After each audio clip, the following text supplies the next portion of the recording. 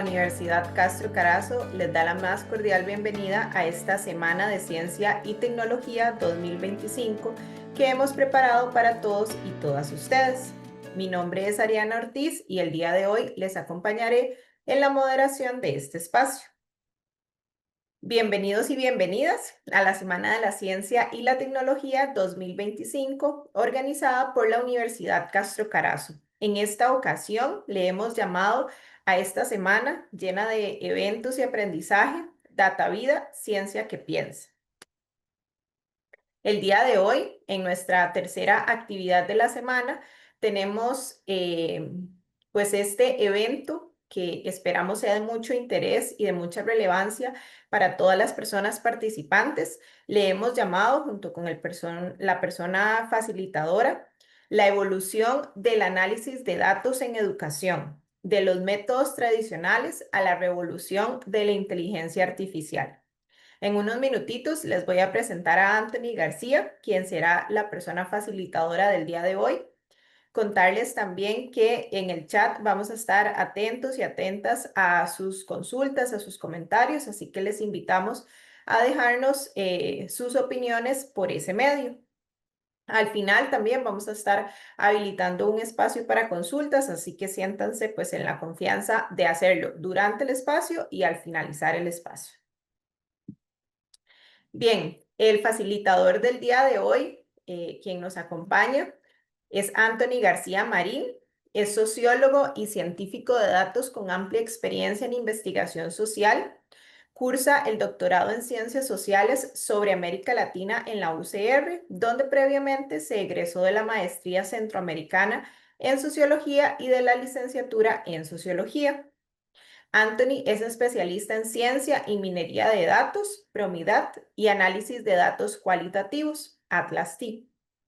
También es docente universitario en metodología de investigación, estadística y derechos humanos en la Universidad de Costa Rica, en la UNED y en la Universidad Santa Paula.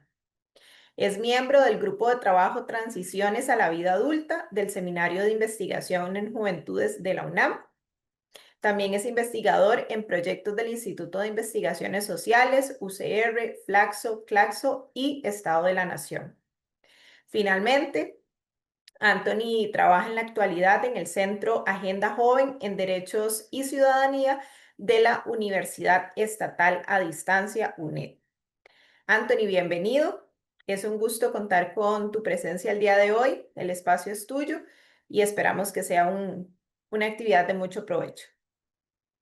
Muchas gracias por la invitación, por la presentación y gracias a ustedes por estar aquí el día de hoy en esta semana. Me honra participar en este espacio. Se discutió con anterioridad qué tema podríamos tratar y de forma conjunta traemos este tema y esta propuesta. Voy a permitirme compartir pantalla en este momento para que podamos guiar la presentación a través de la misma y voy a tratar de hacer una propuesta, un hilo conductor de un tema y finalmente podemos hacer también uso de algunas herramientas que voy a detallar más adelante.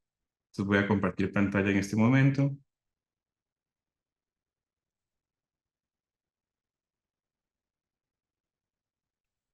Me indican por favor si la pueden ver. Se ve perfectamente. Bueno, la idea de hoy es hablarles sobre la evolución del análisis de datos en educación y vamos a partir desde los métodos tradicionales a lo que es la revolución de la inteligencia artificial. Vamos a hacer un recorrido un poco histórico para que veamos cuáles han sido las formas en las cuales se realiza investigación en el área educativa y cómo esta ha venido evolucionando a través de los años y lo que tenemos actualmente es una gran revolución, una de las muchas revoluciones que han habido a lo largo de la historia. Somos testigos de esta en este momento y esto es lo que nos convoca. Bueno, voy a hablarles, voy a comenzar por acá. Cuando uno realiza una investigación, siempre hay un alcance de la misma, es decir, hasta dónde va a llegar o hasta dónde podemos llegar utilizando una serie de técnicas y análisis a los datos que se tienen para producir información. La idea es una recolección de datos y cuando usted procesa estos datos genera información. Entonces, a grosso modo, podríamos decir que los alcances de la investigación son un alcance exploratorio, ¿verdad? Cuando no conocemos mucho de un tema o cuando en las ciencias básicas se hace exploración.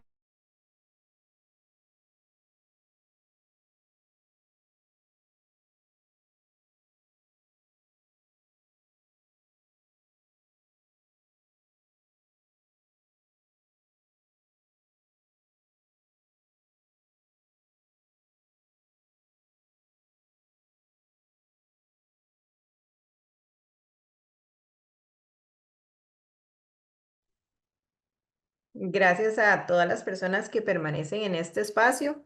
Parece ser que Anthony tuvo un problemita con su internet. Pronto estará retomando. Gracias por la paciencia.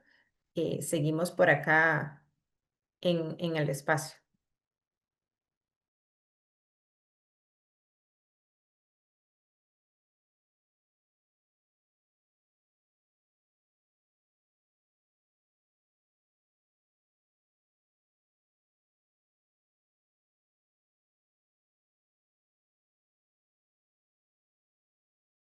Anthony, te vemos Sí, ya me ven, ¿me y escuchan? ahora sí te escuchamos. Sí, Sí, disculpen, se fue por un momento el internet. no se preocupe. Estábamos iniciando la segunda diapositiva.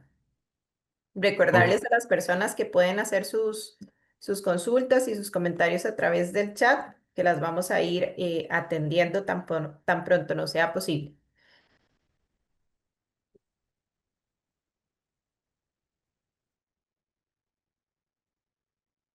entonces les decía que existen estos diferentes alcances, el exploratorio, el descriptivo, ¿verdad? Que tienen técnicas descriptivas y univariados, y el relacional, donde existe una relación entre A y B.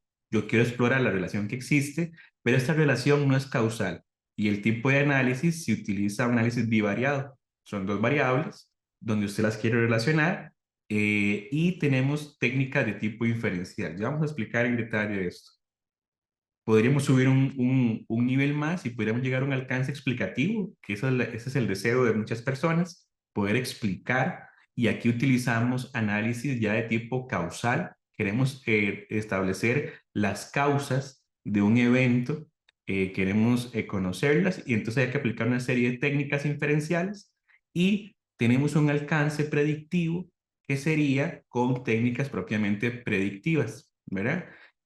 Tanto el explicativo como el predictivo se diferencian del relacional porque utilizan un análisis multivariado. Ya entro en detalle de esta parte entonces.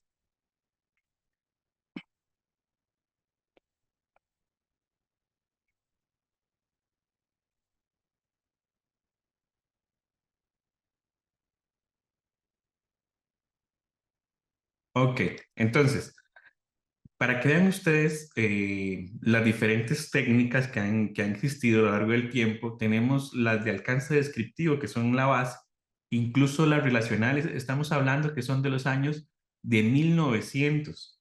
Uno de los principales estadísticos, que es Carl Pearson, desarrolló lo que es la correlación de Pearson en los años de 1890. Es decir, estamos hablando de más de 125 años que las técnicas relacionales, donde establecemos la relación entre una variable y la otra, datan de hace 125 años. Tenemos ¿cuáles son las principales? La correlación de Pearson, la correlación de Spearman en 1904, la prueba de chi cuadrado o G cuadrado de Pearson, que es del año 1900, la prueba T-Stude en 1908. Eh, pasaron aproximadamente unos 10 años, necesitábamos ir un poco más allá, teníamos un conjunto de datos mayor y comenzamos a utilizar técnicas de tipo explicativo, un alcance explicativo con técnicas inferenciales, el ANOVA de Fisher de 1920, la regresión lineal múltiple de Galton y Pearson, y la regresión logística de 1958. Ahora, lo que se llama el alcance predictivo, ¿verdad? Que es predecir a partir de un conjunto de datos, comienzan en los años 80, principalmente en la Universidad de Stanford en Estados Unidos, donde tenemos los métodos CART, que son árboles de decisión, máquinas de soporte vectorial, este, tenemos lo que son los bosques aleatorios y tenemos los Extreme Gradient Boosting, que es el del año 2014. Entonces vean ustedes que las técnicas de investigación que incluso en las universidades se les llama técnicas avanzadas de investigación, estamos hablando que son de hace más de 70 años o en el caso que tenemos cursos de especialización, ¿verdad? La Universidad Castro Carazo tiene un curso de especialización sobre ciencia de datos que utilizan estas técnicas de acá. Estamos hablando que son las más recientes, ¿verdad? Y son las más potentes que existen en este momento para poder predecir. La ciencia de datos va a poder predecir, a diferencia de la estadística, que lo que hace es describir, relacionar o explicar. Ha venido el concepto evolucionando en los últimos años, ¿verdad? Desde 1750 a 1970, lo que dominaba era la probabilidad y la estadística. De 1970 a 1990 se le llama análisis de datos, Exploratory Data Analysis, con también la parte de SQL. Y de 1990 al año 2000 se puso muy de moda el concepto OLAP, que es el Online Analytic Processing. Del año 2000 al año 2005 está la minería de datos, también se le llamó Business Intelligence, y del año 2005 al año 2011 comenzaron a crearse los modelos predictivos, la parte de Analytics o el nombre más extendido que es el Machine Learning, el aprendizaje de computadora, aprendizaje automático. Y muy importante, para el año 2011, el año 2015, surgió una moda muy importante que fue el Big Data o el Big Data Analysis, ¿verdad? Y del 2015 al presente hablamos de ciencia de datos o ingeniería de datos, ¿verdad? Que son dos ramas distintas, pero hablamos de eso. Entonces vean cómo ha evolucionado las técnicas, los alcances y a su vez las formas en las cuales abordamos este tipo de información en los diferentes campos del conocimiento humano y también se hace en el área de educación. Voy a explicar con ejemplos sencillos lo que son las análisis y técnicas convencionales. Vamos a ver en este punto, en la segunda, tercera y cuarta parte, voy a pasar del conocimiento convencional o el análisis de técnicas convencionales y hasta llegar a lo que sería el uso de la IA. Los alcances de investigación, que son de tipo no experimental al alcance descriptivo, podríamos poner un ejemplo que sería describir el uso de la tecnología en docentes de primer y segundo ciclo que laboran en San José durante el año 2020. Aquí lo que se quiere saber es cuánto usan la tecnología, qué conocimiento tienen, no solamente poseer un dispositivo, sino el uso que se le da a esa tecnología, ¿verdad?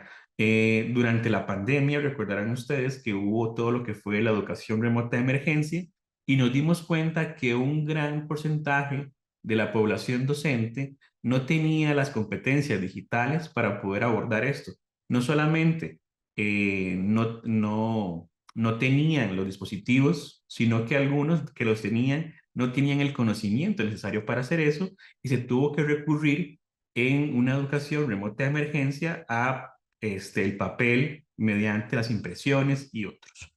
Lo que se le llamó la guía de trabajo autónomo es entregada de forma física en algunos lugares, por ejemplo en Costa Rica, en la zona norte del país, el 54% de la población no tiene acceso a Internet, ¿verdad? Entonces, la pandemia por COVID-19 vino a intensificar una serie de desigualdades previas que existían y las puso de manifiesto, ¿verdad? Esas desigualdades se revertían en el centro educativo, pero cuando la educación es trasladada a las casas, lamentablemente hubo unas grandes disparidades entre el tema de el uso de dispositivos, el acceso a Internet, el conocimiento que se tenía, incluso hablábamos de hacinamiento tecnológico, es decir, aquellas personas que tenían que hacer uso del mismo y superaba la cantidad de personas a los dispositivos que había, ¿verdad? Entonces, en la estadística descriptiva utilizamos medidas de resumen y medidas para presentar información. ¿Cuáles son las más utilizadas? Tenemos las medidas de tendencia central, la media, la mediana, la moda. Tenemos la dispersión, ¿verdad? Que eso lo que nos dice es cuánto se dispersan los datos de un valor central, ¿verdad? Por ejemplo, una media es que los niños en primaria tienen de años, de media, 7 años. Es decir, usted contabiliza a los chicos y chicas que están en primer grado de la escuela, ¿verdad? Suma las edades y lo divide entre la cantidad que existe y nos da 7. ¿Cuál es el valor más frecuente? 7 años, ¿verdad? Contabilizamos, ok, son 7 años. Y la mediana, el valor central, también es 7. Entonces, a ese comportamiento le llamamos un comportamiento normal. Y de hecho, eso es lo único normal en la vida. Cuando la media, la mediana y la moda de una distribución de datos coinciden en un mismo punto, ¿verdad? Usualmente utilizamos mucho la palabra es normal, pero normal es un comportamiento matemático donde estos valores coinciden en un mismo punto. Por ejemplo, un ejemplo de normalidad es que es normal que los niños y las niñas en primer grado de la escuela tengan 7 años, ¿verdad? Y son poquísimos los ejemplos que podríamos dar que es un comportamiento normal. Ese es un ejemplo, ¿verdad? Y eso es parte de la estadística descriptiva. Mediante medidas de resumen de tendencia central, podemos describir a nuestra población de estudio, ¿verdad? Los niños en primaria o las notas, el rendimiento académico de un grupo de estudiantes. Por otro lado, tendríamos la dispersión de los datos, ¿verdad? Cómo se dispersa y tenemos la varianza o el rango, que es la parte más importante. De hecho, a la ciencia le interesa mucho esta parte de la varianza, cómo varían los datos, cómo se dispersan los datos, ¿verdad? Hacia el valor, hacia los otros valores que no son los centrales. Podemos ver un tema de visualización como histograma, gráfico de barras, dispersión y tablas, las dos principales. Tenemos las tablas de distribución de frecuencias y las tablas de contingencia, ¿verdad? Entonces vea que tenemos esta serie de técnicas descriptivas que cuando uno lleva un curso en la universidad de estadística descriptiva, básicamente lo que vamos a ver es todas estas técnicas, ¿verdad? De cómo podemos recolectar datos, cómo podemos procesarlos y cómo podemos presentarlos, ¿verdad? Lo podemos presentar a través de histogramas, barras de dispersión, a través de tablas de distribución de frecuencia, a tablas de contingencia y las procesamos con medidas de resumen, ¿verdad? Para hablar de una población. Y por eso podemos decir, por ejemplo, que en Costa Rica, las mujeres ganan el 75% de los hombres en las mismas funciones. En el sector de educación pasa mucho eso, ¿verdad? Entonces, a partir de estas medidas de resumen, podemos describir un tema de forma descriptiva. Esta es la forma en que se está haciendo, ¿verdad? La primera forma de abordar un objeto de estudio, la forma de presentar esta información y utilizamos técnicas descriptivas. Ahora, ¿cuál sería un ejemplo de tipo de alcance relacional? ¿Verdad? Podemos establecer la relación que existe entre el acompañamiento docente y el rendimiento académico de estudiantes de secundaria del país. ¿Qué podemos señalar acá? Que lo que queremos establecer es si existe una relación entre que el docente dé un acompañamiento y el rendimiento que tengan los estudiantes. Entonces acá tenemos dos variables muy importantes que en este caso sería el acompañamiento docente y el otro variable importante sería el rendimiento académico. Queremos probar si existe una relación entre ambas variables. Usualmente se le llaman variables dependientes o independientes, pero esta jerga se debe utilizar solo para alcances de investigación de tipo explicativo, ¿verdad? Y aquí lo que utilizamos más bien es variable de estudio y variable de contraste. ¿Qué es lo que queremos estudiar? El rendimiento académico. Esta es nuestra variable de estudio. ¿Cómo lo queremos estudiar? A través del acompañamiento docente. podríamos cambiar de variable. Por ejemplo, podríamos decir el ambiente familiar, ¿verdad? No es lo mismo que un estudiante se encuentre en un ambiente en el cual sea de respeto, que le apoyen a unos estudiantes, ¿verdad? Que no lo tengan. Yo estaba en una clase una vez, dando una clase, la chica estaba exponiendo a una estudiante y entró alguien al cuarto, comenzó a gritarle y demás, la chica muy apenada, ¿verdad?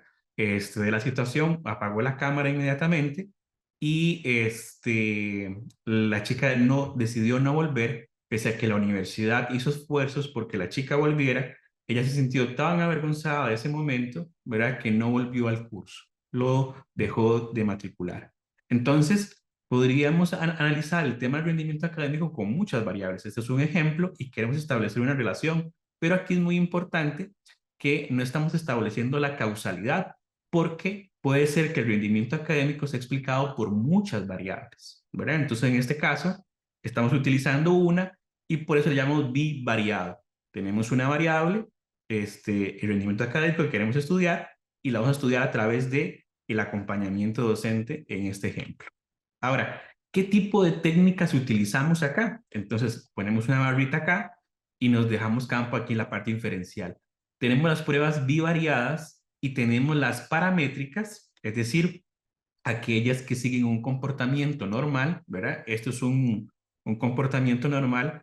Esto se llama distribución normal o la campana de Gauss, donde la media, la mediana y la muda coinciden en este punto de acá, en el valor central, y aquellas que tienen un comportamiento normal, la distribución de los datos, entonces aplicamos pruebas paramétricas. Tenemos el t-test, tenemos el ANOVA, tenemos el Pearson, entre otros, ¿verdad? Es decir, queremos establecer si existe una relación entre una variable y la otra.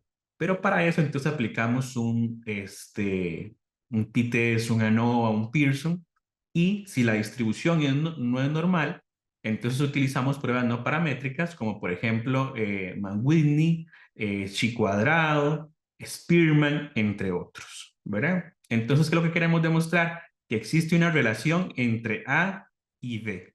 ¿Cómo se relaciona A y B?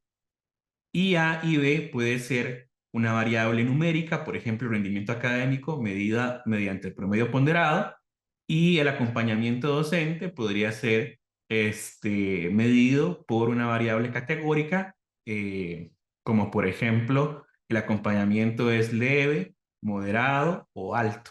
Entonces, dependiendo de esa combinación que hagamos, se utilizan unas pruebas u otras, ¿verdad?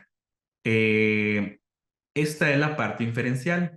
Ahora, la parte explicativa, uno podría preguntarse cuál sería un ejemplo, y aquí podríamos decir que un clima educativo alto del hogar, ¿verdad? El clima educativo es la cantidad de años promedio de educación del hogar de los miembros mayores de 18 años. Es decir, si en una casa hay 3 personas, uno de ellos es estudiante de secundaria y tenemos papá y mamá, un hogar tradicional, ahí el papá tiene 6 años de educación porque lo que tiene es primaria, la mamá tiene 8 años porque fue al colegio, no lo terminó, superó el octavo grado, estaba en noveno grado y no continuó. Entonces, entre ellos, ese hogar tiene en promedio 7 años. Sumamos 6 más 8 dividido entre 2, nos da 7 años. Ese hogar tiene 7 años de estudio, ¿verdad? Eh, ¿Qué es lo que plantea este análisis? Que el clima educativo alto del hogar tiene un mayor peso explicativo que incluso los ingresos monetarios per cápita en relación con la permanencia estudiantil, porque como hay varias variables para poder explicar la permanencia estudiantil, podríamos decir factores de orden socioeconómico, factores de orden psicosocial, individuales, familiares, académicos, administrativos. Hay una serie, un conjunto de variables, ¿verdad? Porque es un problema multifactorial. Nosotros hicimos un estudio y demostrábamos que existen, hicimos un estudio y logramos determinar en los últimos 30 años las investigaciones en América Latina y en general han determinado unos 13 grandes factores cuando se habla de la permanencia estudiantil. Algunos ya se los mencioné. Aquí, esta investigación plantea que dentro del conjunto de factores que existen, el clima educativo del hogar es el que tiene mayor valor explicativo para decir si una persona permanece o no en la educación, ya sea en la secundaria, ya sea en la universidad, incluso superando a los ingresos monetarios. Y cuando hacemos un análisis exhaustivo, ¿verdad? Nosotros lo hicimos en más de 100 centros educativos a nivel nacional y lo que encontrábamos era que efectivamente el clima educativo del hogar, es decir, los años promedio de un hogar determinaban la permanencia estudiantil. Ojo el dato acá, por ejemplo, en la educación superior en Costa Rica, las personas que provienen de hogares con climas educativos altos tienen 15 veces más probabilidades de graduarse de la universidad que aquellos hogares que tienen un clima educativo bajo. ¿Qué es un clima educativo bajo? 6 años o menos. Un clima educativo medio es entre 6 y 12 y un clima educativo alto es 12 años o más. Entonces, imaginemos esta primera familia que les decía, hay 7 años de educación en promedio, pero tenemos a otra familia donde el papá es una persona que fue a la universidad, incluso tiene un posgrado, ¿verdad? La mamá también, y estamos hablando que tienen 21 años de educación versus el otro hogar que tiene apenas 7 años. Entonces, estas diferencias explican más la permanencia en la universidad que los ingresos monetarios. Los factores educativos explican más que incluso los socioeconómicos cuando hacemos un análisis explicativo y multivariante. Ya no hacemos una prueba vis a vis, sino que integramos diversas variables para entender y comprender esto. Entonces, ¿qué tipo de análisis existen? Bueno, el análisis de componentes principales, la regresión lineal, la regresión logística, la regresión lineal múltiple, entre otro conjunto de datos que establecemos para poder hacer análisis de tipo inferencial, pero de tipo explicativo, multivariante. Entonces, con la regresión lineal o con la regresión logística, por ejemplo, pueden determinar del conjunto de variables que son diferentes, ¿verdad? Decíamos, por ejemplo, para explicar la permanencia estudiantil, no es lo mismo ingresar a la universidad siendo soltero que estando casado.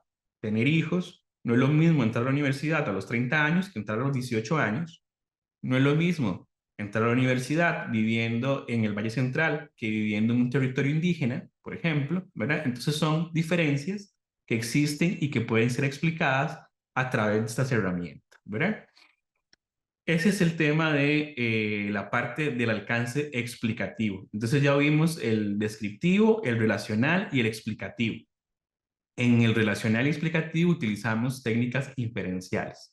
Ahora, para la parte predictiva, entramos al segundo momento de aprendizaje, que le llamamos aprendizaje automático, ¿verdad?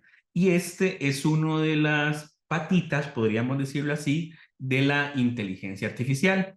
La inteligencia artificial tiene dos grandes patitas. Uno es el machine learning o aprendizaje automático y el otro es el deep learning o el aprendizaje profundo. Entonces, vimos en el primer momento el aprendizaje convencional. Ahora vamos a ver el segundo momento más importante, que es el aprendizaje automático. La IA existe hoy porque tenemos este recorrido desde los años 70 hasta la actualidad del aprendizaje automático. Aquellas personas, por ejemplo, que han visto la película Enigma, ¿verdad? Con Benedict Cumberbatch, que trataban de descifrar mensajes de el ejército nazi. Esos son los primeros momentos que existen de aprendizaje automático clasificatorio a través de este tipo de técnicas.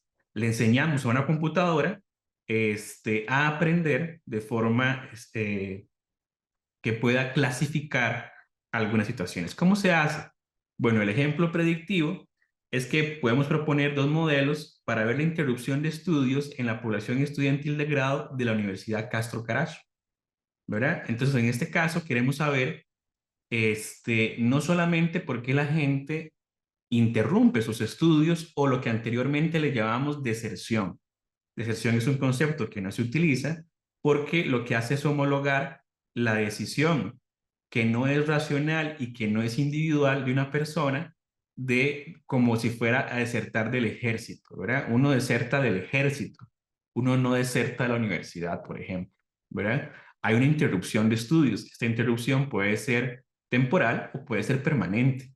Incluso puede ser una interrupción de estudios y hay un cambio de universidad en el sector privado o del sector público al privado, ¿verdad? Hay diferentes formas. Usualmente no se trata de una interrupción permanente. Por ejemplo, en las universidades donde yo trabajo, se da un tema muy particular porque tenemos interrupciones de 3 o 4 años porque hay un gran porcentaje de mujeres y en el tema del embarazo es un evento importante en la trayectoria académica de una persona y esto incide que haya una interrupción de 3 o 4 años. Anteriormente, como se medía, porque no se hacían estudios longitudinales, es decir, a través del tiempo, decíamos que la exclusión educativa, la deserción, abandono, era muy grande, pero cuando comenzamos a analizar y le dimos seguimiento a las personas durante 10 años, nos dábamos cuenta que lo que habían eran interrupciones de 2 o 3 años de principalmente mujeres y el tema está relacionado con, por ejemplo, el tema del embarazo. Esa es una de las tantas explicaciones, pero entonces de ahí la importancia, por ejemplo, de nominalizar los objetos de estudio de cierta forma, porque lamentablemente seguirle llamando deserción, enfocamos el problema en el individuo y no le damos peso a los diferentes factores, ¿verdad? De tipo socioeconómico, de tipo administrativo, de tipo comunitario, que inciden en que una persona deje de asistir, por ejemplo, a la universidad.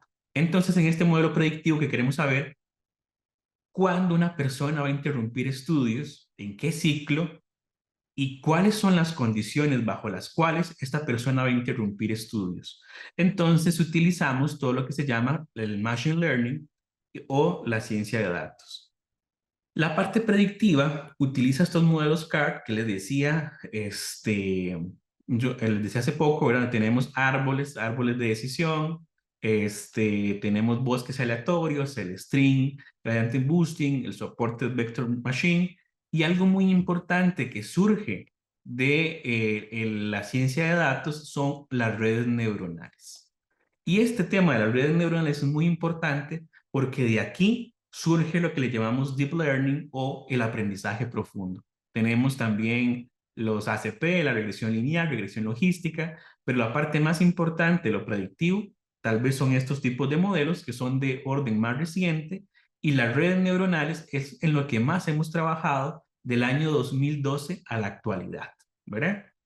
Y ese es el componente tal vez más importante para entender lo que es la inteligencia artificial. Entonces, ¿qué algoritmo de aprendizaje automático puedo utilizar? Árboles de decisión. Eso lo que hace es clasificar. Ya les voy a explicar cómo lo hace. El Supported Vector Machine, bosques aleatorios, el String Gradient Boosting. Son diferentes algoritmos de aprendizaje automático, ¿verdad? Ya no es yo supervisando y creando mi investigación, sino que es un aprendizaje automático, puede ser supervisado o no supervisado, para poder hacerlo.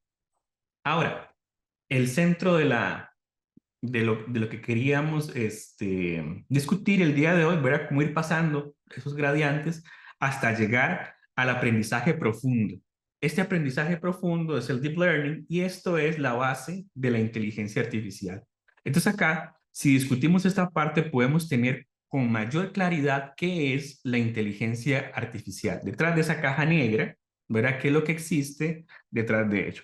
Entonces, llegamos al tercer momento, que es el aprendizaje profundo. Repito, aprendizaje convencional, aprendizaje automático y ahora aprendizaje profundo. Para eso tenemos dos partes que son la base tecnológica, que se basa en el almacenamiento y en el poder computacional. Esto que tenemos acá a la derecha es un GPU de esta marca NVIDIA, que actualmente es la marca líder a nivel mundial y que, por ejemplo, desplaza a Intel, ¿verdad? Y por eso es que Intel está reacomodando a nivel mundial sus operaciones y por ello es que se va de Costa Rica. Una tecnología emergente, una tecnología innovadora, desplaza del mercado a una tecnología existente. Entonces, en este caso, NVIDIA ha desplazado a Intel. Anteriormente se utilizaban los CPU, ¿verdad? La mayoría de nuestras computadoras tiene esto, una unidad central de proceso, tal vez es de Intel o de AMD. Tenemos un Core i3, un Core i5, un Core i7 actualmente. Cuando yo estudiaba era Pentium 2, Pentium 3, Pentium 4. Pero entonces actualmente un centro de datos que tenía aproximadamente 1,5 metros de altura, por aproximadamente unos 80 centímetros, ¿verdad? Teníamos servidores, ha sido reemplazado por esto. Esto que tiene 4 centímetros. Voy a escribir, cuesta mucho escribir con un mouse. Perdónenme ahí la caligrafía, y 3 centímetros, ¿verdad? Ha reemplazado toda una torre de datos, ¿verdad? Y este poder computacional es lo que ha permitido tener la IA que tenemos hoy y hacer el aprendizaje profundo. De hecho, cuando uno está corriendo modelos en sus computadoras y utiliza las redes neuronales, no convergen, porque no tenemos ese poder computacional para poder hacer esto, ¿verdad? Se requiere mucho poder computacional para poder hacer ¿cómo se llama? La IA. El otro componente importante es el tema del almacenamiento, ¿verdad? Pasamos desde la década de los 50 que se utilizaban tarjetas perforadas, ¿verdad? Actualmente que tenemos almacenamiento casi ilimitado en la nube, pasando por los disquetes, ¿verdad? Cosas que tal vez la mayoría de ustedes que son un poco más jóvenes no tuvieron ese tema. Los CDs, la unidad flash, los discos duros y actualmente el almacenamiento en la nube. Este poder de almacenamiento nos ha permitido también entrenar modelos masivos. Por ejemplo, dos modelos anteriores del ChatGPT, ¿verdad? Eh, Noviembre de 2022, el GPT-3 y el 3.5 tienen 4 terabytes ¿cómo se llama? De entrenamiento. Mover una base de datos por ejemplo, de 120 megas en Excel, la computadora uno lee, tiembla, ¿verdad? Ya la computadora se comienza a trabar, no comienza a funcionar, ¿verdad? Entonces, 1024 megas es 1 giga, 1024 gigas es 1 terabyte. Entonces, multipliquen, ¿verdad? 4 terabytes, ¿cuánto es la cantidad de información que se utiliza, por ejemplo, para entrenar un modelo grande de lenguaje como es, por ejemplo, el GPT-3, ¿verdad? Para que ustedes tengan una idea. Entonces, el almacenamiento y el poder computacional son la base tecnológica para que hoy exista la inteligencia artificial. Y ahí, ¿qué significa que es el Big Data? ¿Verdad? Porque es un término muy importante. Se le designa de forma popular al crecimiento, disponibilidad y uso exponencial de la información estructurada y no estructurada. Estamos hablando al volumen, la variedad y la velocidad de los datos. Conforme tengamos más volumen, más variedad y más velocidad, cada vez vamos a requerir técnicas diferentes para procesar toda esta información, ¿verdad? Anteriormente se requería de hacer un cuestionario a nivel nacional, una encuesta, para determinar, por ejemplo,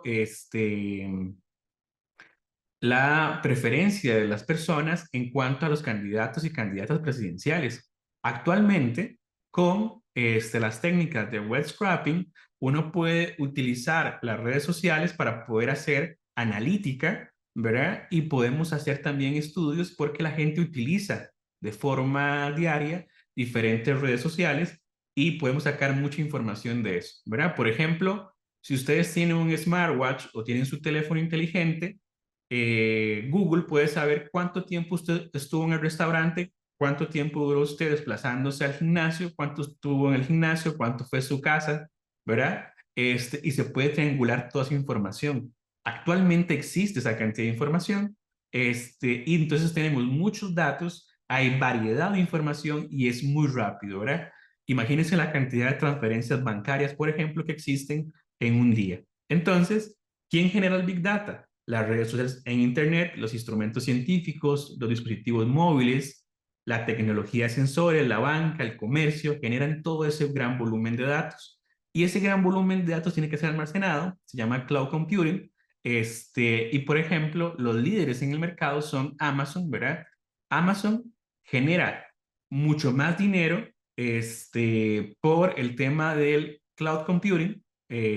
Uno puede alquilar una computadora porque su computadora es modesta, ¿verdad? Incluso una computadora de 64 gigas de RAM con un gran procesador, no puede mover ciertas bases de datos, entonces hay que rentar estos servicios a, por ejemplo, a Amazon, a Microsoft o a Google para que puedan mover sus modelos, ¿verdad? Para poder hacerlo. Por eso es que OpenAI y se habla de la cantidad de recurso hídrico que se utiliza para, por ejemplo, hacer las diferentes consultas que se hacen. Eso es el gran poder computacional que se requiere. Pero Amazon, Microsoft y Google son los grandes del tema del cloud computing, que vamos a ir pasando a eso. Cada vez nuestra computadora simplemente va a ser algo para conectarse a Internet y que todos los programas, todos los softwares estén en la nube y se manejen desde ahí. Cada vez estamos más cercanos a eso. ¿Qué pasa con la IA? Bueno, como ustedes pueden ver, NVIDIA para diciembre del 2022, solo eh, de diciembre de 2022, cuando comienza el boom de la IA por el que OpenAI apertura su chatbot ChatGPT, ¿verdad? A julio del 2023, solo ahí ya hay un gran crecimiento exponencial y es la principal empresa a nivel mundial, superando a Meta de Facebook, Tesla, Amazon, Apple, Google, Microsoft, etcétera, etcétera. ¿Verdad? Solo en 6 meses, ¿verdad? Creció un 214%, lo que fue, ¿cómo se llama? Esta empresa NVIDIA con el procesamiento de los GPU. Ahora, ¿cuál ha sido el pasado, el presente y el futuro del deep learning, del aprendizaje profundo? Aquí tenemos a esta imagencita, es un pangolín, ¿verdad? Tal vez señalan que es el responsable del coronavirus. Entonces vamos a hablar de nuestro amiguito el pangolín. El pasado del deep learning, estamos hablando del 2012 al año 2018. ¿Qué es lo que teníamos aquí el pasado del deep learning o de la IA? Teníamos algo que era una monotarea y era aprendizaje supervisado. Esto que está acá que ustedes están viendo es una red neuronal, así es como se comporta. Tiene una entrada de datos, un input y tiene una salida de datos, un output, ¿verdad? Voy a explicarlo de la siguiente forma. Entonces, del año 2012 al año 2018, los modelos que se generaban eran monotarea. ¿Qué quiere decir esto? Que, por ejemplo, podríamos enseñarle a una máquina a clasificar, por ejemplo, una hoja si estaba sana o estaba dañada. Esta está sana, esta está dañada, esta está sana, esta está dañada, y eso es una monotarea. Que la máquina nos diga, por ejemplo, si está sana o está dañada la hoja. Ahora, entonces hacemos una entrada de datos ya después de hacer el entrenamiento y ponemos alguna de estas dos hojitas. Entonces aquí tenemos el input y mediante capas ocultas, ¿verdad? Que esta es la gran diferencia, por ejemplo, con el aprendizaje automático. En el aprendizaje automático sabemos el porcentaje de acierto y de error que tenemos en nuestros modelos. Acá no sabemos qué pasa, ¿verdad? Este tema de capas ocultas es uno de los principales temas y es por eso que cuando tenemos una respuesta, no es que sea una respuesta buena o mala, simplemente es una respuesta de una red neuronal donde mediante capas ocultas encontró ciertos patrones, ¿verdad? Que nosotros difícilmente podremos procesarlo. Una supercomputadora, ¿verdad? Por ejemplo, la que queda en Japón o en España, procesa en un segundo lo que le tomaría a toda la humanidad, 7 billones de personas, 40 años hacerlo. Entonces repito el dato, porque eso es un dato así como muy fuerte. Es decir, lo que una supercomputadora puede procesar en un segundo, a la humanidad nos tomaría 40 años hacerlo. Entonces, el aprendizaje, esto es una gran tecnología y este tema, las capas ocultas, tal vez fue uno de las mayores invenciones que hubo para poder hacer esto. Entonces, a través de este modelo, señalamos entonces que la hoja está sana, esta efectivamente, y que la hoja está dañada. Entonces es una monotarea. Le explicamos a la computadora, la entrenamos, un modelo para decir que esto está dañado o está bien. Por otro lado, tenemos la multitarea, ya al finalizar el año 2018. Y en el año 2018 entonces teníamos este tema y le preguntamos, bueno, ¿por qué en vez de solo enseñarle a hacer una hojita, por qué no le enseñamos también a hacer el tema de las flores? ¿Verdad? Si ya estamos en esto, ¿por qué no le enseñamos también a hacer y clasifique flores? Y de paso le enseñamos a clasificar gatos, perros y demás. Con la tecnología de Google en el año 2018 se crea la multitarea. Y entonces pasamos a lo que le llamamos el deep learning del presente. Es multitarea y es aprendizaje autosupervisado, ¿verdad?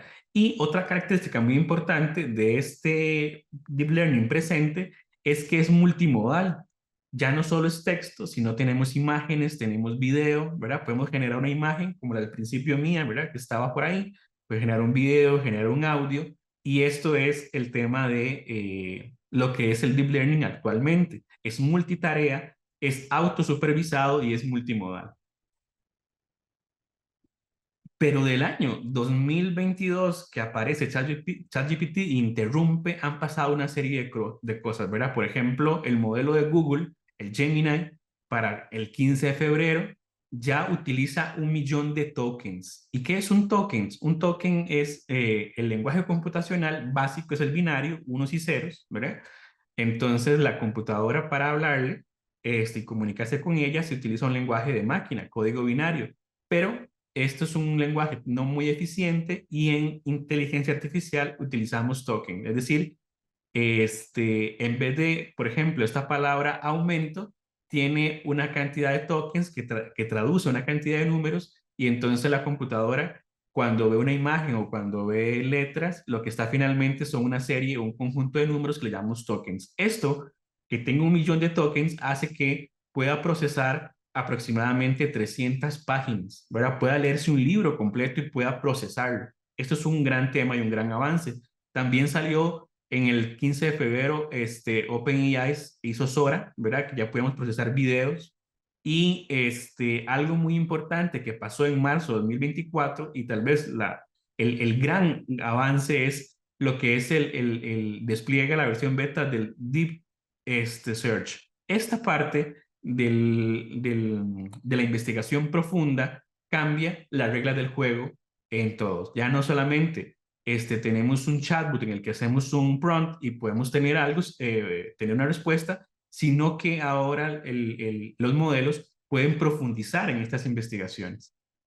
Para el segundo trimestre está la consolidación multimodal, ¿verdad? Entonces tenemos, por ejemplo, uno de los lanzamientos más importantes, el 10 de abril lanza Notebook LM, y el 13 de mayo del 2024 lanzan la versión GPT 4.0, un modelo que integra por primera vez texto, voz y visión en tiempo real, ¿verdad?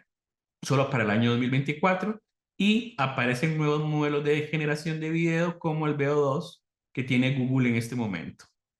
Eh, Nacen los modelos razonadores, ¿verdad? Tenemos el O01 Preview y 01 Mini de ChatGPT y tenemos lo que es el Bytecoding, un enfoque revolucionario impulsado por herramientas como Bytecoding para generar automatizaciones, entre otras. Para ir cerrando esta parte, hay una maduración del razonamiento. Tenemos Anthropic Cloud 4 y OpenAI anuncia el O3, ¿verdad? El sucesor del O1 como el nuevo estándar de razonamiento. Entonces ahora las IA tienen un tema de razonamiento, ¿verdad? Se llama inteligencia artificial porque lo que se trata es de emular la inteligencia de los seres humanos. Y uno de los temas que no tenía la IA hasta el 2024 era el tema de razonamiento. Con estos modelos avanzados estamos hablando de un tema de razonamiento.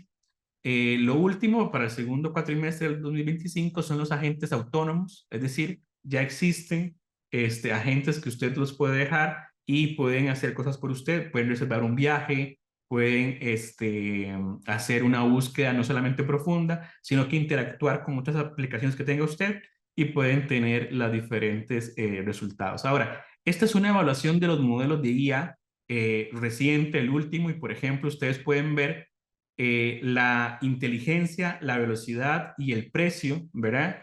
Que tienen estos. Y como ustedes pueden ver, tal vez uno de los más potentes en velocidad, en inteligencia, no así tal vez en precio, es el modelo de 2.5 Pro de Gemini, de Google, ¿verdad? Se había quedado rezagado y actualmente la presión por los diferentes temas de inteligencia artificial, tenemos a estos grandes modelos como el de ChatGPT, tenemos otros que son también gratuitos, abiertos, como es el tema de los chinos, como el DeepSeek, ¿verdad? Que fue una gran revolución en su momento porque se pudo hacer lo mismo con tecnología más barata. Entonces esto remozó el tema y hizo un gran cambio. También tenemos a Group 4, que es del mismo dueño de Tesla, Gemini, ChatGPT, pero la gente sigue utilizando, por ejemplo, esta herramienta. Cuando se piensa en inteligencia artificial, asociamos inmediatamente a ChatGPT.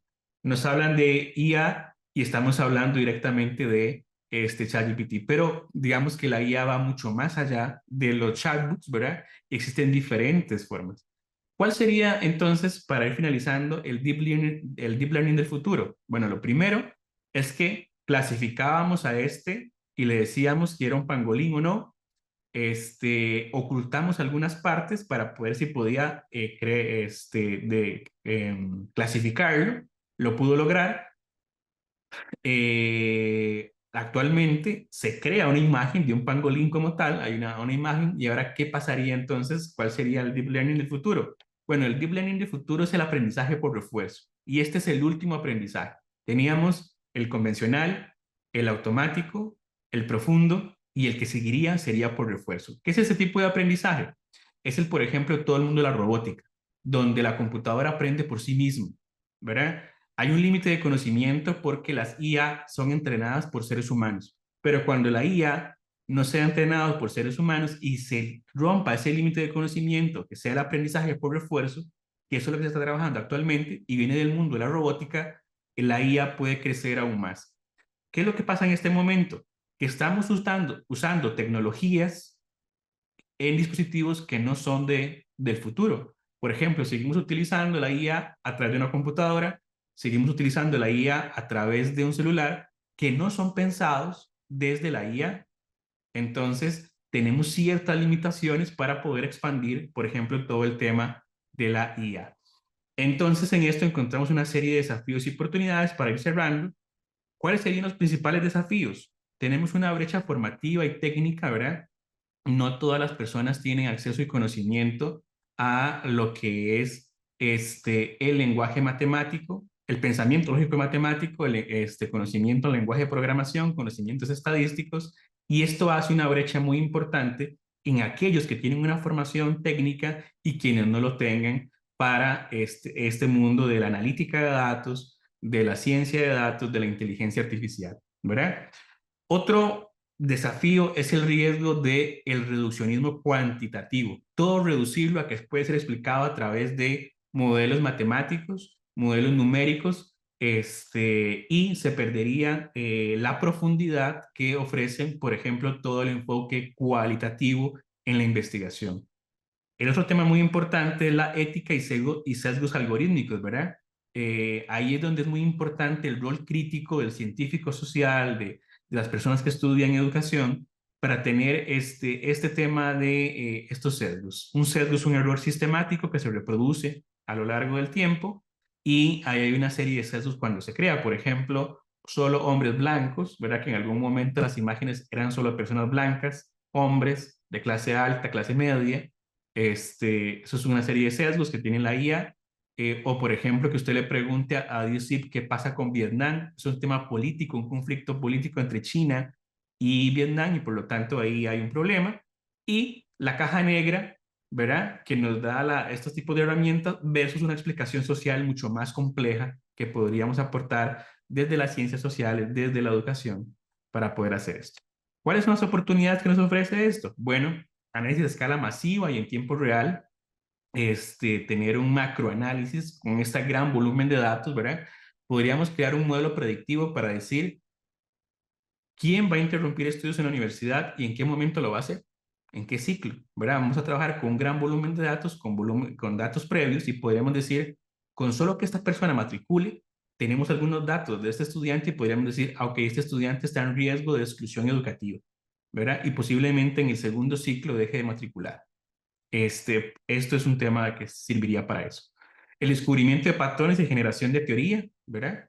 La creación de un perfil libro indispensable, el educador, la educadora computacional, este, dándole esa serie de herramientas para que tenga, para que pueda incorporarse al mundo del trabajo con esta formación. Podemos hacer simulación de sistemas sociales complejos, ¿verdad? Estamos muy limitados a hacer investigación experimental en ciencias sociales, ¿verdad? No podemos experimentar con seres humanos, pero a través de estos tipos de modelos podríamos crear simulación de sistemas sociales y podríamos crear teoría a través de eso. Y algo muy importante es que esto puede potenciar la investigación cualitativa, ¿verdad? Esos serían como los grandes temas que uno podría señalar y decir que serían grandes oportunidades del tema de la IA. Dejaría la presentación por acá y les consultaría si tienen un conjunto de preguntas, ¿verdad? Hicimos un recorrido y queríamos que viéramos ese avance, ¿verdad? Era parte de la propuesta que ustedes vieran ese gran recorrido que han habido en la analítica de datos, de la información y cómo llegamos actualmente a lo que es la IA y qué es la IA. Muchas veces simplemente lo utilizamos, pero desconocemos este proceso que ha venido a dar cuenta de qué es la IA. Muchas gracias, Anthony. Efectivamente, me parece que el objetivo quedó claro de este transitar. Agradecerte por esa claridad y por los ejemplos también que permiten ilustrar cómo ha sido esa evolución. Tenemos por acá una pregunta en el chat que hace referencia al impacto de la fusión o que pregunta por el impacto de la fusión de la computación, ordenadores, cuántica y la IA. ¿Cuál es su predicción en la educación y futuros empleos? Ok, esa es una pregunta muy importante. Les decía ahora que estamos utilizando dispositivos que tienen más de 30 años. Por ejemplo, ¿cuándo sale la computadora? Las computadoras que utilizamos actualmente y que tienen un procesador, que tienen una memoria RAM, surgen en los años a mitad del siglo pasado y estamos utilizando tecnologías muy potentes como son el deep learning en dispositivos que fueron creados hace más de 50, 60 años, ¿verdad? El celular, los smartphones, ¿cuándo salen? Estamos hablando de aproximadamente del año 2014, 2000, perdón, el año 2007 con la gran innovación que fue el iPhone, ¿verdad? De Apple, una de las mayores innovaciones que ha habido, el tema de los smartphones, pero estamos hablando de tecnología también de hace muchos años. Ahora, ¿qué pasa entonces si utilizamos el poder computacional de esas tecnologías cuánticas? Estamos hablando del procesamiento les decía ahora que una computadora cuántica en España, ¿verdad? Que existe en este momento de la Unión Europea, que está ubicada en España, puede procesar en un segundo lo que le tomaría a toda la humanidad procesarlo en 40 años. Entonces estamos a otro nivel, ¿verdad? ¿Y cuál es el impacto para el tema de la ciencia en términos generales? Por ejemplo, actualmente se están utilizando para crear IAs específicas, por ejemplo, para predecir el tema del cáncer, ¿verdad? Y lo hace de forma muy efectiva en este momento. Entonces, el entrenamiento ha posibilitado acortar los tiempos del diagnóstico que antes pasaba por muchas fases en este momento. Eh, ¿Cuál es el tema de la educación y el impacto a futuro de este tema? Si revisamos, por ejemplo, el censo del año 1866 en Costa Rica, y ojo el ejemplo acá, veíamos que existían 4 personas ahogadas según el censo de ese año y existían 625 lavanderas. cuántas lavanderas hay actualmente y cuántos abogados hay actualmente y abogadas, ¿verdad? El tema es que una introducción tecnológica siempre va a ser un reto para el tema de empleo, ¿verdad? Las lavanderas actualmente hoy no existen, son reemplazadas por máquinas, ¿verdad?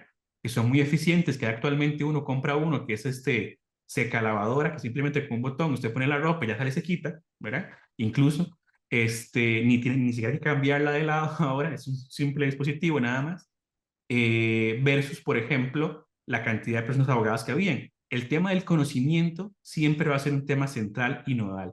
El tema acá es cómo utilizamos y nos apropiamos de esas tecnologías para producir conocimiento. Un tema muy importante es la creatividad. Una definición que me gusta mucho utilizar para la ciencia, para la investigación, es que la investigación no puede prescindir de la imaginación. Es un proceso altamente creativo. Esta imaginación y esta creatividad no existe en la CIA, ¿verdad? Eso es un tema propiamente humano, es una expresión humana completa. Pueden emularlo, pueden hacer imágenes, pero la creatividad como tal es un componente muy humano, ¿verdad? Entonces en esa parte difícilmente puede ser desplazada. Sí va a haber un impacto para el tema laboral, pero se crean nuevas oportunidades laborales. Vean la cantidad de abogados que había en aquel momento y vean la cantidad que hay ahora. El conocimiento siempre es importante. La práctica docente basada en evidencia va a ser muy importante tener esas herramientas, skills, para poder enfrentarse a un mercado laboral cada vez más competitivo, ¿verdad? Entonces es cómo generamos esas competencias para que las personas profesionales puedan incorporarse a un mundo cambiante y más demandante en diferentes sentidos. Y ahí la importancia, por ejemplo, de la educación basada en evidencia. Gracias, Anthony. Muy amable. Tenemos por acá otras dos preguntas. La siguiente hace referencia a si es posible que el uso de la inteligencia de la IA se vuelva fundamental. ¿Qué tan importante es el conocimiento de las personas para tener la capacidad de utilizar las nuevas tecnologías? Ok, esa pregunta la puedo responder de la siguiente forma. Comenzamos a hablar de IA en noviembre de 2022, pero la IA nos acompaña desde hace muchos años. Por ejemplo, si yo pongo mi teléfono, smartphone, para desbloquearlo, aquí ya hay un uso de la IA y eso lo tenemos hace muchos años. Si yo pongo mi teléfono para escuchar una canción y detectar cuál es mediante Shazam, eso es una IA. Cuando Netflix me recomienda una película, eso es IA. Cuando Google me hace un recuerdo de una fotografía, eso es IA. Entonces teníamos y veníamos entrenando los modelos hace muchos años. ¿Verdad? El entrenamiento de los modelos de IA han sido utilizados por mucho tiempo. Esos eran IAs, no como ahora, que son, el nombre importante es que eso se tiene que llamar con dos nombres y dos apellidos. Inteligencia Artificial Generativa Multimodal. Ese es el nombre correcto que deberíamos dar, ¿verdad? Entonces, es fundamental en nuestro uso, claro, es fundamental, cada vez va a ser más utilizado. El tema es el uso ético y responsable de esto como una herramienta, ¿verdad? Y no simplemente como una generación, porque les voy a dar un ejemplo. A mí me gustó mucho un TikTok y les doy un ejemplo de eso, ¿verdad? Suena un poco raro, pero viene el ejemplo. Estaba viendo yo un TikTok donde una chica decía, estaba siendo contratada y decía la chica, yo soy muy buena para matemáticas y soy muy rápida. Entonces la entrevistadora le dijo, bueno, ¿cuál es la raíz cuadrada de 363? Y ella responde de inmediato 128. Y entonces le responde la entrevistadora, pero eso no es la respuesta, pero fui rápido.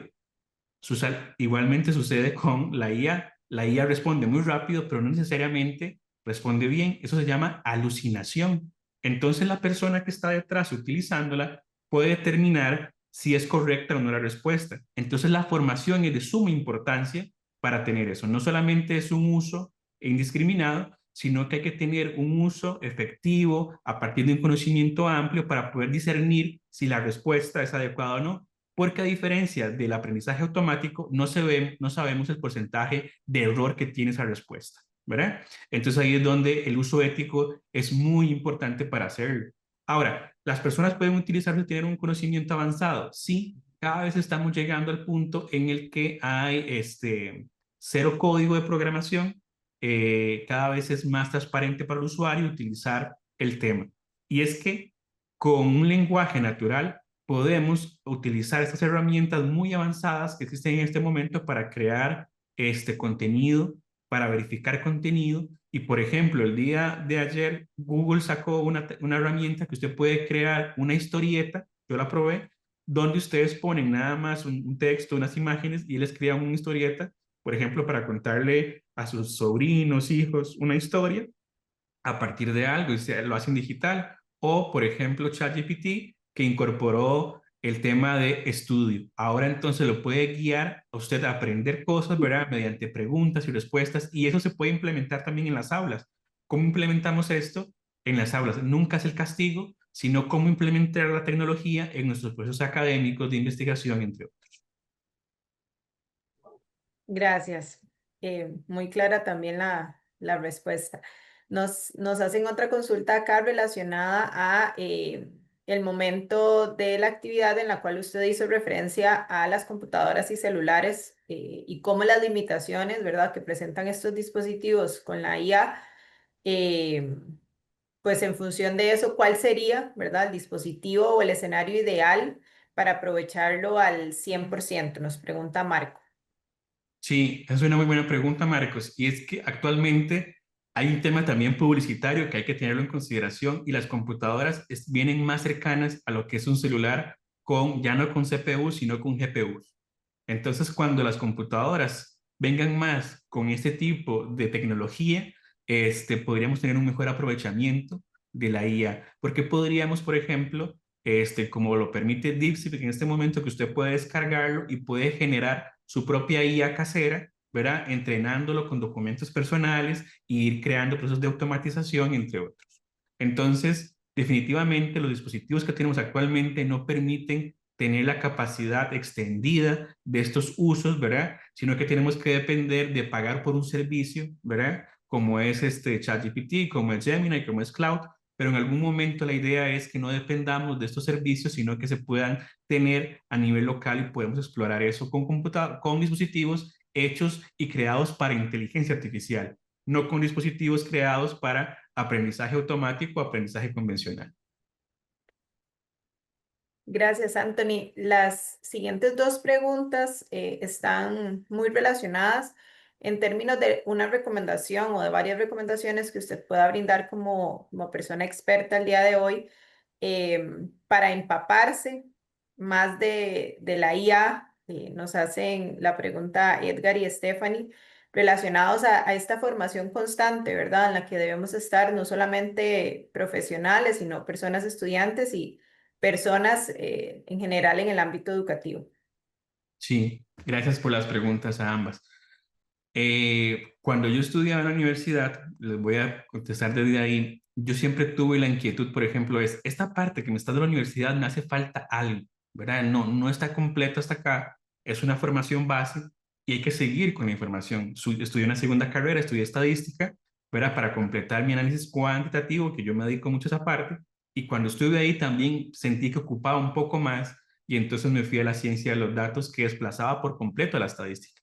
Todo lo que yo aprendí en 4 años, la ciencia de los datos venía a desplazarlo, ¿verdad? Y entonces esto era un gran reto también para poder hacerlo. Entonces hay una formación constante que uno debe hacer. Actualmente existen, por ejemplo, en diferentes plataformas abiertas, incluso Google, IBM y otras empresas generan cursos de forma continua para poder hacerlo. Algo muy importante es que tenemos la oportunidad de llevarlo a nuestro propio ritmo. Existen formaciones, incluso aquí en la Universidad de Castro Carazo noté que tenía una formación en ciencia de datos, es una especialidad, es un técnico que se ofrece. Entonces, son diferentes ofertas que existen actualmente y aprovechar el tema de la virtualidad. Y creo que eso es un tema muy importante, ¿verdad? Que tenemos ahora la posibilidad de formarnos desde casa, con las limitaciones que eso también implica, pero hay formaciones continuas en esa línea. Y creo que ese es un punto clave. Nuestra formación no incluye en colgar un título ahí. Yo por eso me niego a colgar títulos porque me hacen falta muchos. Hay que seguir aprendiendo para este tema. Es una formación continua. Y lo que yo podría decir es que toda la práctica docente en diferentes del conocimiento tiene que estar basada en evidencia, ¿verdad? Y de ahí la importancia es formarse de forma continua, utilizar las tecnologías emergentes para potenciar el uso y destacar a un profesional que uno sea. Profesionales hay muchos, los que se especializan son pocos, ¿verdad? Entonces de ahí la importancia de la formación continua.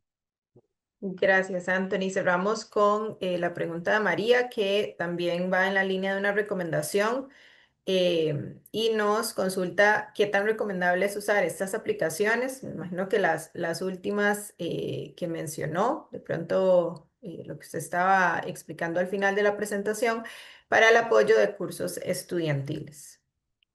Ok, es muy importante siempre tener precaución al utilizar alguna herramienta en cualquier línea, llámese IA, llámese software estadísticos, llámese software de aprendizaje, cualquiera, siempre hay que tener ciertos cuidados para poder utilizarlo. La parte importante acá es que existen herramientas, por ejemplo, que pueden ir apoyando estos procesos y demás. Ahora, lo que uno tiene que tener en consideración es cuáles son la normativa, regulación que existe en el centro educativo en el cual uno pertenece, por ejemplo, en este caso la Castro Carazo, que con respecto al tema del uso de la IA, hay un uso ético, responsable, que es permitido, ¿verdad? Por ejemplo, estructurar parte de un ensayo solicitado. ¿El uso de la IA es permitido, sí o no? Ahora, generar todo el ensayo con IA, estamos hablando de un escenario en el cual hay un tema de plagio. El plagio es pasar por propio ideas que no me pertenecen, ¿verdad? Cuando yo digo es que esto es mi producción, cuando realmente no lo es. Entonces hay una serie de limitaciones, hay que tener certeza de cuáles son, qué tanto puede hacer y siempre, por ejemplo, tener la posibilidad de estar abierto a que este tema no es un tema del futuro, no es un tema, es ahora, ¿verdad? Y viene desde hace mucho tiempo y hay que estar formándose en esta línea. Gracias, Anthony. Con esa pregunta cerramos las consultas del día de hoy. Agradecerle mucho por el tiempo, por la invitación a esta reflexión profunda sobre el uso de la inteligencia artificial, específicamente en contextos educativos y este recorrido tan claro que hizo. Voy a compartir pantalla para cerrar esta actividad. Bien, me gustaría otorgarle a Anthony este certificado que hemos pues preparado para usted en aras de agradecimiento a este espacio que le hemos llamado la evolución del análisis de datos en educación, de los métodos tradicionales a la revolución de la inteligencia artificial, firmado por la vicerrectora de Bienestar Estudiantil y Extensión Universitaria, Eugenia Rodríguez Ugalde. Gracias, Anthony, por compartir todo su conocimiento el día de hoy. Muchas gracias a ustedes por invitarme al espacio. Yo encantado de compartir con ustedes y seguir compartiendo en el caso que así lo requieran. Muy amable, muchas gracias. Gracias. Contarles que en el espacio del chat les compartimos el enlace de evaluación para nosotras y nosotros desde la universidad. Es muy importante saber su realimentación sobre estas actividades. Acá les dejamos el código QR y en el chat pueden completar el formulario a través del enlace. Recordarles también los canales de comunicación de la universidad, redes sociales, el Facebook, el Instagram, para quienes son personas estudiantes, el boletín semanal que pueden recibir todas las semanas pues en sus correos electrónicos y también lo pueden ver publicado en redes sociales.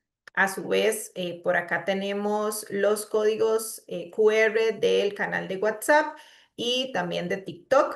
En caso de que consideren a bien, pues también seguirnos a través de las redes sociales y estar pues enterados y enteradas de actividades como estas. Agradecerles su participación, desearles una feliz noche y les esperamos el día de mañana. Hasta pronto.